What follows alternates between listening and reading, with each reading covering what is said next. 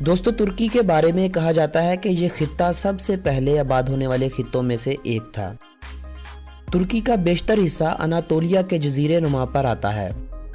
Anatolia کے اس جزیرے نما پر 7500 سال پرانی زندگی کے آثار بھی ملے ہیں، جنہیں یونیسکو ورلڈ ہیریٹیج سائٹ میں بھی شامل کیا گیا ہے۔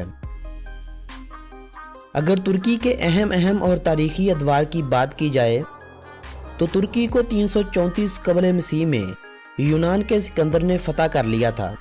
سکندر کی وفات کے بعد اس کے جانشین اس کی سلطنت کو نہ سنبھال سکے اور یہ سلطنت ٹکڑوں میں تقسیم ہو گئی۔ اس کے بعد یونانیوں نے یہاں سلاویسی سلطنت کی بنیاد رکھی جو 63 عیسوی تک قائم رہ سکی۔ انہی کی حکومت کے درمیان میں کچھ عرصہ یہاں آرمینیوں نے بھی حکومت کی تھی۔ اسی دور میں حضرت عیسیٰ علیہ السلام کی اس دنیا میں آمد ہوئی۔ آپ کے اس دنیا سے زندہ اٹھائے جانے کے بعد اللہ پاک نے رومیوں کو عروج دیا۔ انہوں نے پورا اناطولیہ حتیٰ کہ شام، مصر، اردن اور فلسطین پر بھی قبضہ کر لیا۔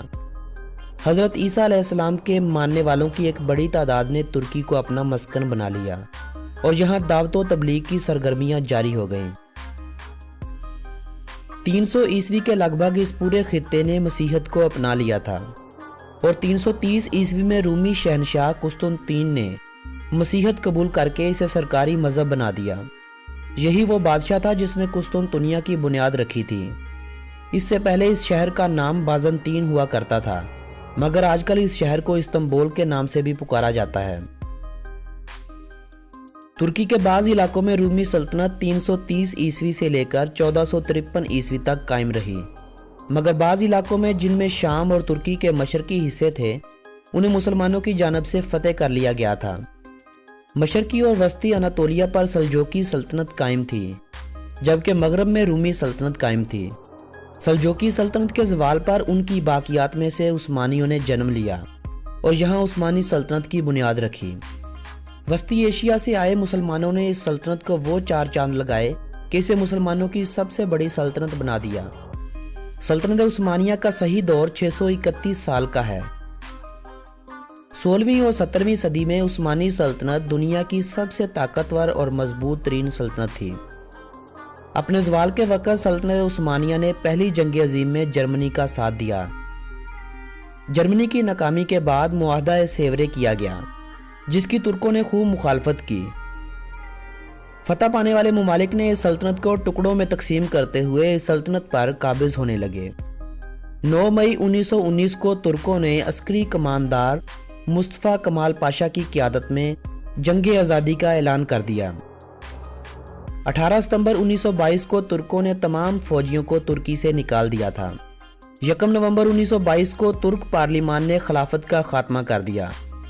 یوں مسلمانوں کی 631 سالہ عظیم سلطنت یعنی سلطنت عثمانیہ کا خاتمہ ہو گیا۔ 24 جولائی 1923 کو معاہدہ لوزان کیا گیا۔ یہ وہی معاہدہ تھا جس نے ترکی کو باندھ کر رکھ دیا تھا۔ یہ مغربی ممالک کی مسلمانوں کے خلاف ایک سازش تھی جو کامیاب ہو گئی۔ اس معاہدے میں ترکی پر 100 سالوں کے لیے پابندیاں لگا دی گئی تھیں۔ ان پابندیوں میں ترکی اپنی طے شدہ حدود کی خلاف ورزی نہیں کر سکتا تھا۔ اس معاہدے میں سلطنت کا خاتمہ اور سلطان کو اپنے عزیزوں کے ساتھ جلا وطن کر دیا گیا تھا۔ خلافت کی مکمل املاک اور سلطان کی سبھی املاک ضبط کر لی گئی تھیں۔ ترکی کو 100 سالوں کے لیے پٹرول کے لیے اپنے ملک یا کسی دوسرے ملک میں ڈرلنگ کرنے پر پابندی عائد کر دی گئی، یعنی 100 سالوں کے لیے ترکی پیٹرول امپورٹ کرنے کا پابند بنا دیا گیا تھا۔ ترکی کو ایک سیکولر اسٹیٹ بناتے ہوئے اسلام اور خلافت سے اس کے تعلق پر قدغن لگا دی گئی۔ باسفورس کو عالمی سمندر کا حصہ بنا دیا اور یہاں سے گزرنے والے کسی بھی بیڑے سے ترکی ٹیکس وصول نہ کر سکے گا۔ یہ اس معاہدے کی اہم شرائط تھی۔ اس معاہدے پر دستخط سوئٹزرلینڈ میں لوزان کے مقام پر ہوئے تھے، اسی لیے اس معاہدے کو معاہدہ لوزان کے نام سے پکارا جاتا ہے۔ اس معاہدے کے بعد 29 اکتوبر 1923 کو ترکی کو آزاد اور خود مختار ملک کی حیثیت سے ساری دنیا نے قبول کر لیا اور یہی دن ترکی کا قومی دن کہلایا جانے لگا۔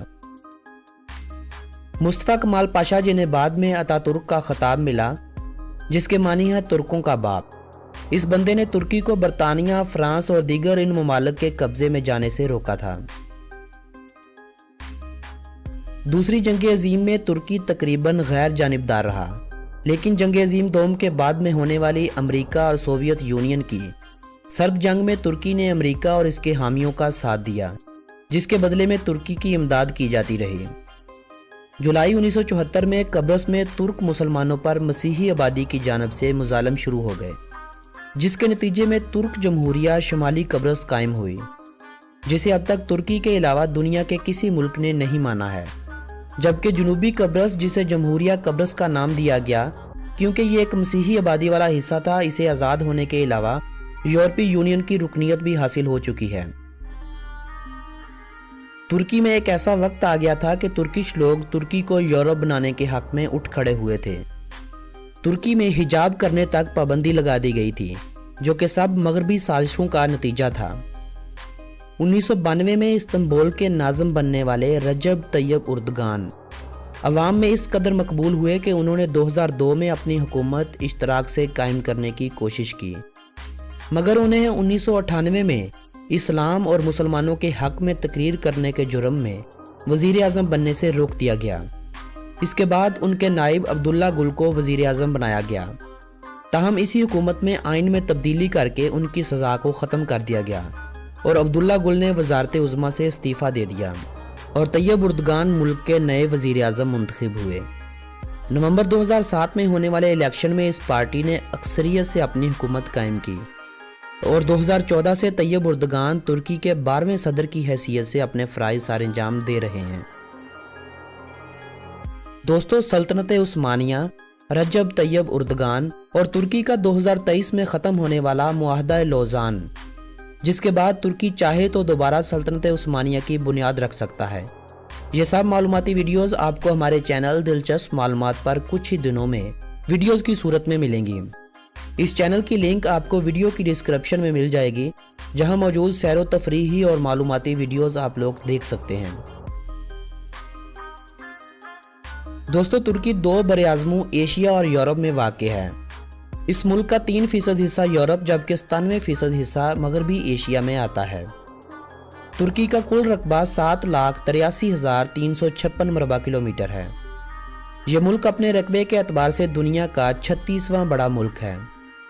2017 की एक रिपोर्ट के मुताबिक तुर्की की आबादी 8,08,10,525 अफराद थी, जो इसे दुनिया का 19वां बड़ा मुल्क बनाती है। अंकारा तुर्की का दारुल हुकूमत है, लेकिन इस्तांबुल तुर्की का सबसे बड़ा और कारोबारी शहर है। इस शहर को तारीख में कुस्तुनतुनिया के नाम से भी याद किया जाता है।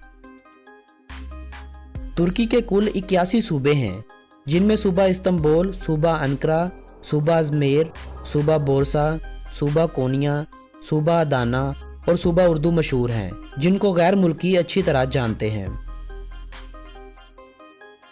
तुर्की के 12 ऐसे शहर हैं जिनकी आबादी 5 लाख अफराद से ज़्यादा है, जबकि 1 लाख से ज़ायद आबादी वाले शहरों की तादाद 48 के करीब है।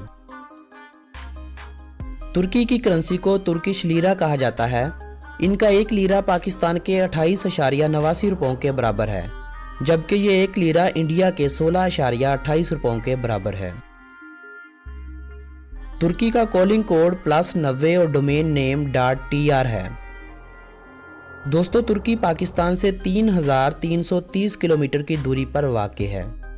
वक्त के लिहाज से तुर्की पाकिस्तान से 2 घंटे पीछे है।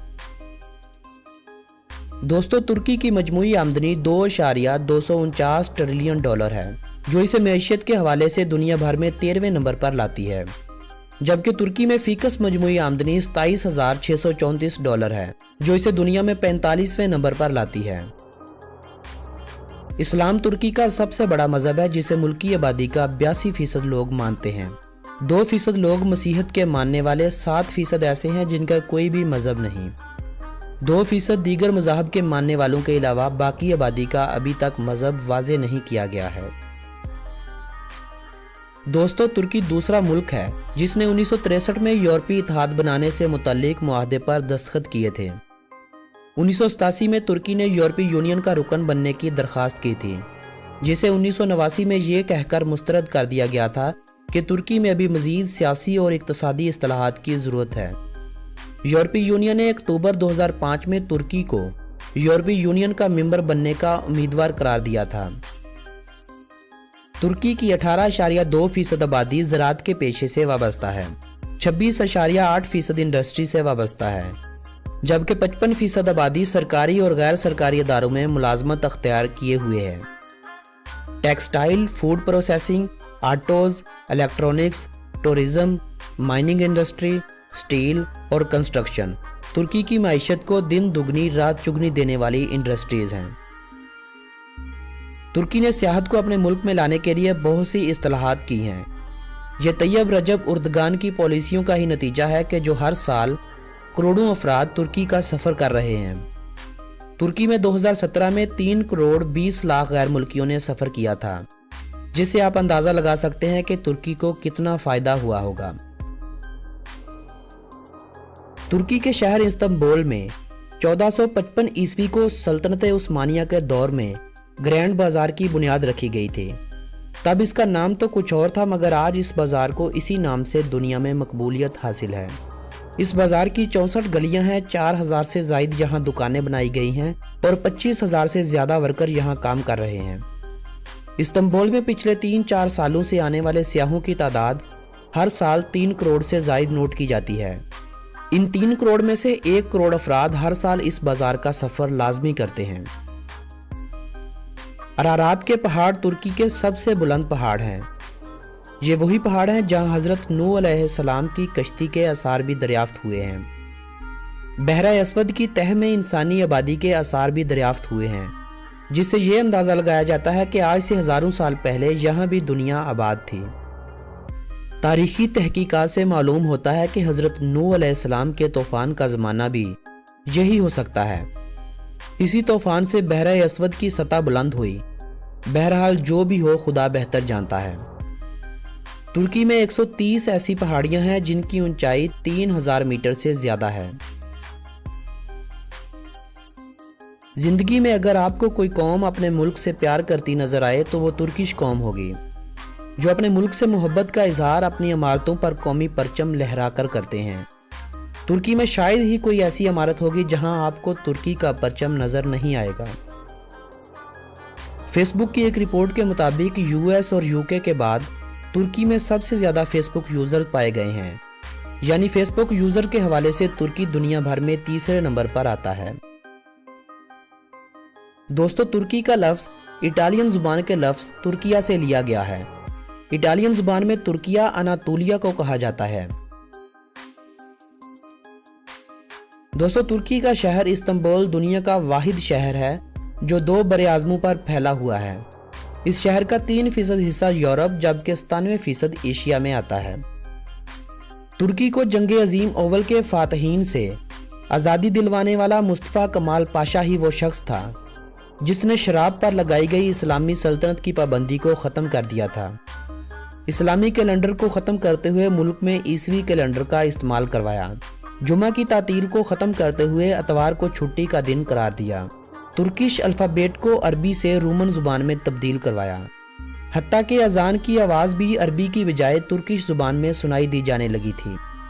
इस शख्स ने तुर्की में इस्लामी सल्तनत की निशानी यानी तुर्किश रेड फेज हैट पर भी पाबंदी लगा दी थी। तुर्की अपनी मसाजिद के हवाले से दुनिया भर में अपना एक अलग मुकाम रखता है। मुस्लिम ममालिक से हर साल लाखों की तादाद में सियाह इन मसाजिद को देखने की गर्ज से आते हैं। तुर्की में कायम मसाजिद की तादाद 83,000 के करीब है, जो पर कैपिटा के हवाले से दुनिया में सबसे ज़्यादा है।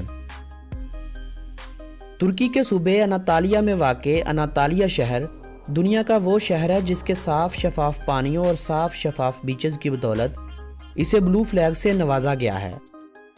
इस शहर के पास दुनिया में सबसे ज़्यादा ब्लू फ्लैग हासिल करने का रिकॉर्ड है, जो आज तक कोई भी तोड़ ना सका। हेज़रफन अहमद चलेबी दुनिया का वो पहला शख्स था जिसने 17वीं सदी में अपने दोनों बाजुओं पर परों को बांधकर हवा में उड़ने की कोशिश की थी। इस शख्स का ताल्लुक भी तुर्की से ही था।